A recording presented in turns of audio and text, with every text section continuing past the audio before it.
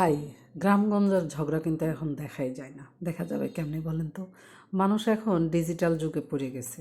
এখন কি এলাকার মানুষের সাথে কোমরে কাপড় কাইচিয়া ঝগড়া করার সময় আছে? এখন হচ্ছে অনলাইনে ঝগড়া করার সময়। তারপরেও দেখেন বড়লোক আর গরিবদের ঝগড়ার কত ডিফারেন্স। এই যে দেখেন তারা যে ঝগড়া করলো তো নিয়াপু আর বারিশ, কি সুন্দর। ইন্দুর রে আমরা ইন্দুর ডাকি, তারা ইঁদুরমুখী বললো, মানে এত সুন্দর ঝগড়া। বড় লোকদের ঝগড়া সিস্টেমই অন্যরকম, এই প্রথম বুঝলাম। এটা তো হইলো যে আমাদের অনলাইনে ঝগড়া, এটাই এখন চলবে, কারণ ডিজিটাল যুগের মানুষ আমরা বাড়ি বাড়ি গিয়ে ঝগড়া করবো না। আরেকজন হইলো ও মায়া মায়া গো, এক নিউজে শুনলাম এক বিডির কথা। এই বিডি নাহি ভিডিও কলে সংসার করতেছে কয়েক বছর যাবৎ প্রেমিকের সাথে, তাই বিয়ের জন্য বিয়ের দাবিতে শ্বশুরবাড়িতে এসে হানা। আচ্ছা, বিয়ে ছাড়া ভিডিও কলে শ্বশুরবাড়ি যাওয়া ছাড়া সংসার কেমনি করে? যাই হোক, ডিজিটাল যুগের খেলা সব, আরও না জানি কত কত খেলা লুকায়ে আছে, তা আমরা প্রকাশে দেখবো হয়তো বা আস্তে আস্তে। তবে জীবনে এমন কিছু দেখতে চাই না যে যা দেখলে জীবনে বেঁচে থাকার স্বপ্নটাই হারাই ফেলব। কারণ আমাদের চারপাশে যা এখন যা ঘটে রে ভাই, এগুলো হলো চোখ দিয়ে দেখি কিন্তু মুখে নিয়েও মানে নিজের কাছে কেমন যে লাগে সেটা বলে বোঝানো যাবে না।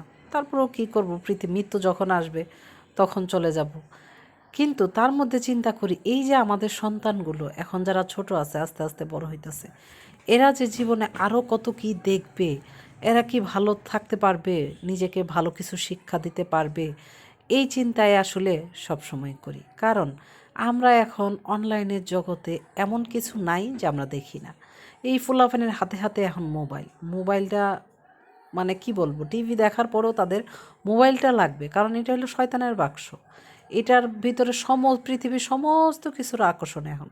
এই আকর্ষণ কি কেউ ছাড়তে পারে? আমরা বুড়া মানুষে ছাড়তে পারি না, তাহলে ছোটো ছোটো পোলাভাইনরা এই আকর্ষণ কেমনি ছাড়বো কোন? এই চিন্তায় বেভুষ সারাক্ষণ। এই মোবাইলটা হয়ে পরক্রিয়া বাড়ছে, এই মোবাইলটা হয়ে পোলাপাইনের যত যত ছোট ছোট ইয়াং জেনারেশন পোলাপাইন আছে সব নষ্ট হয়ে যেতেছে। এই মোবাইল হয়ে 20, 30, 35 বছরের সংসারগুলো ভেঙে যেতেছে। কথাটা সত্যি কি না কমেন্টে জানাবেন। তবে আমার কাছে তাই মনে হয়, আমরা চারপাশে যা দেখি তাই তো শেয়ার করি। আমার দেখা সবচেয়ে বড় এখনকার যুগে ক্রাইসিস যেটা হলো তা হলো অবৈধ সম্পর্ক। এটা হলো ওই যে করোনা ভাইরাস আছিল না, সেই ভাইরাসের চেয়েও খারাপ জিনিস।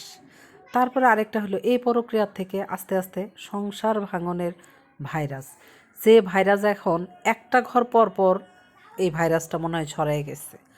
কবে যে প্রতিটা ঘরে ঘরে হয়ে যাব আল্লাহ পাক জানে।